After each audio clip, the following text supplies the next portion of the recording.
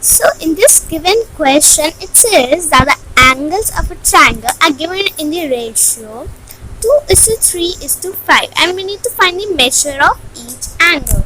So what we are going to simply do is, whenever there is a ratio, remember that whenever there is a ratio and we are asked to find the unit of it, that we'll every time we'll consider it as 2x, 3x and 5x.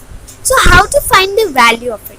So you know that the sum of all the angles of the triangle is 180 degree. So basically you are given, you already know about it, that the sum of all the angles is equal to 180 degree. So how to find the measure of each angle is very easy.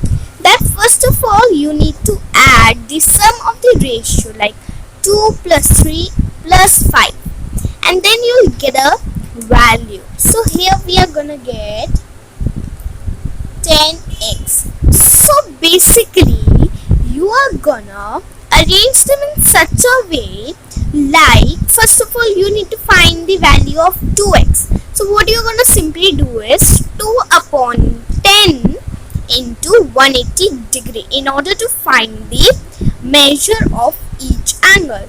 As you know that this is the sum of all sides, so this is gonna be placed as denominator. Alright, and then we'll find the measure of each angle. So let's just find the measure of one angle at first. Suppose 2x equals to 2 upon 10 into 180 degree, and then you will be able to find that what is the answer of it. Alright friends, so the measure of the first angle is equals to 36 degree, and similarly we'll find the measure of other angle. So friends, in this way we have found out that how to find the measure of each angle when the values are given as a ratio. So it is very simple and easy.